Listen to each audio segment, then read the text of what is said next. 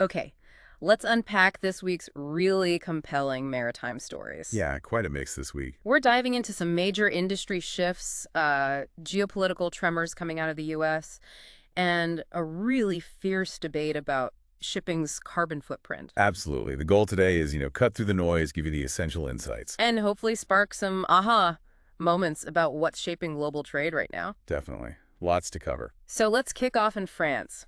Big news from Louis Dreyfus Armatures, LDA, a historic name founded way back in 1893. Right. A real legacy company.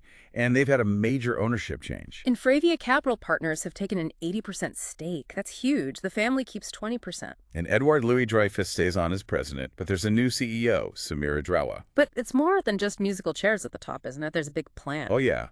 €1 billion investment. The aim is to more than double the fleet. Wow. And focused on innovation, energy transition. Exactly. It really signals that move away from just traditional grain shipping. They're looking at offshore wind support, submarine cable laying. So really diversifying into these sort of future-facing sectors. Precisely. It tells you where some think the smart money is going in maritime. Okay, let's shift gears now. Across the Atlantic to the U.S., a lot happening with maritime policy there, kind of a trio of impacts. Mm-hmm. First up, this big shipbuilding push. Yeah, Congress passed what some call the Big Beautiful Bill, $29 billion allocated. Mostly naval, though, right? Mostly naval, yes. And they've set up this new Office of Maritime and Industrial Capacity within the National Security Council. Sounds ambitious.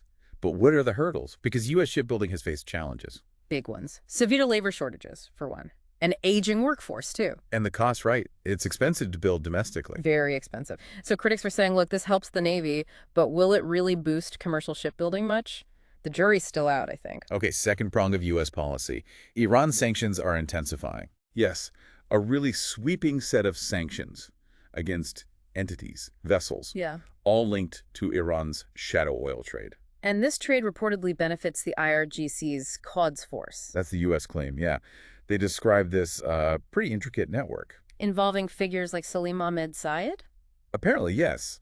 Allegedly relabeling Iranian oil as Iraqi, using fake documents, ship-to-ship transfers, mentioning the vessel Djila specifically. And the stated goal from the Treasury Secretary Scott Bessent is what? Disrupting revenue? Disrupting revenue for what they call destabilizing activities. That's the official line. Okay, and the third piece, tariffs. There's this looming July 9 deadline. Right, for the White House's pause on those reciprocal tariffs. Things could change.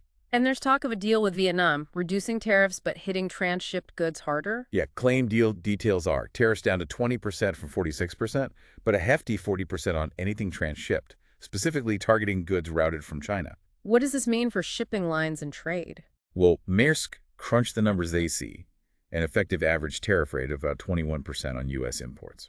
And HSBC, I saw they had a warning. A pretty stark one. They're warning of a potential structural down cycle for containers in the second half of the year. Meaning weaker demand, lower rates, potentially for a while. Exactly. All because of these tariff headwinds. And some, like Martin Benson, even suggest these tariffs are basically a way to raise revenue for, say, tax cuts. Interesting angle. Okay, so beyond these immediate shifts, there's this huge overarching question facing the whole industry. The CO2 conundrum. Yeah. Has shipping, as one article put it, painted itself into a CO2 corner? It's a provocative question. Pierre Ari's argument is pretty stark. He essentially says wind power isn't viable for the main fleet. Okay. Alternative fuels are either not available in sufficient quantity or they're toxic. So where does that leave us, according to him? Nuclear propulsion, Hmm. specifically small modular reactors or SMRs. He sees it as maybe the only option left. SMRs, that sounds ambitious and complicated. Very. There are significant hurdles. Regulatory ones first. The IMO needs a legal framework. That might be ready around 2030, maybe. And the economics. Cost. Fuel. Big questions there. Cost, financing the fuel cycle, and then the whole issue of radioactive waste and decommissioning. That hasn't really been addressed yet.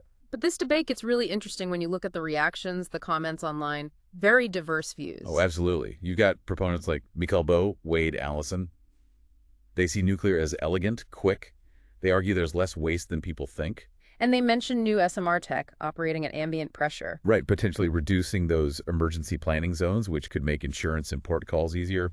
That's the hope, anyway. But then you have the counter-arguments. Mark Greer raised serious safety concerns. Yeah, risks of containment breaches from collisions, groundings, contamination lasting, well, he used the phrase million years, security threats too. And the costs, again, unknown longevity, huge decommissioning bills down the line. Plus, Gray suggests another path, carbon capture. He cites potentially an 80% CO2 reduction. For a reasonable investment and potential revenue. Claims a $10 million investment could bring maybe $8 million a year in revenue? Yeah. That's a bold claim. And then there's a completely different perspective. Stanrell Hicks questioning the whole premise. Right. Questioning if CO2 is really the main driver of climate change. Uses analogies like a cup of water in a 100-gallon tank. Arguing CO2's effect is negligible compared to other gases and pointing to water vapor. Exactly. Saying water vapor is the real heat sink.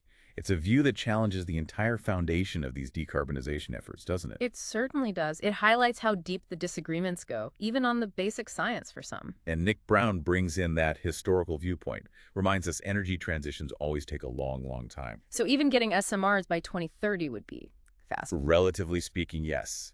Very fast compared to past shifts that took, generations or centuries. So wrapping this up, what does this all mean for you listening? It's a complex picture. Definitely. You've got strategic shifts by major players like LDA, the heavy hand of U.S. policy, impacting trade flows and shipbuilding. And then this fundamental, really divisive question about how ships will even power themselves in the future. Nuclear, alternatives, carbon capture. Or maybe the premise is wrong. It just shows how interconnected everything is. Corporate strategy, politics, technology, even fundamental science debates. And how rapidly the maritime world is evolving, or at least facing pressure to evolve. So considering all these challenges, all these varied perspectives, the big question maybe is, what unforeseen ripple effects are we going to see? Across global trade, environmental policy, where might the next surprise come from in the years ahead? Something to think about.